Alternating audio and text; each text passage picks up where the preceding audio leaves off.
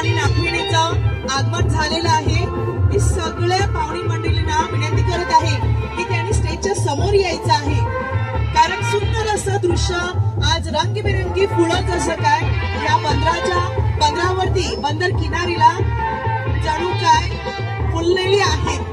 या सगळ्या आपले जे भाविक आहेत, पालीगावचे भाविक आहेत, त्यांनी सगळ्यांनी स्टेजच्या समोर यायचं आहे।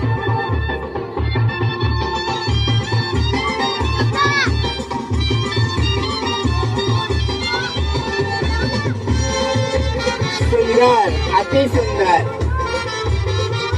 किती छान दृश्य आहे आजचं। सुंदर,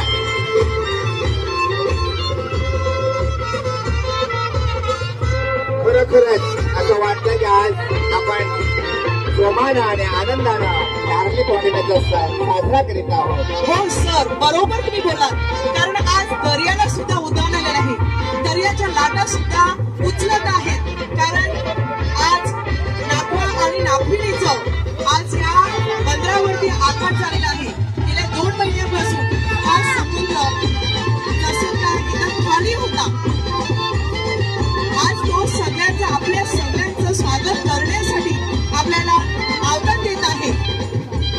किती छान, एकदम उत्तम बोटी एका समुद्रामध्ये आपल्या उतरलेले आहेत। थोड्याच काही दिवसात आपण आता तो हंगाम सुरू करणार आहोत। त्या अगोदर आजच आपण नारळी पौर्णिमेच्या सणाला सुरुवात करणार आहोत आणि बरेचसे आपले टोळी लोक नारळ घेऊन या समुद्र किनारी आलेले आहेत।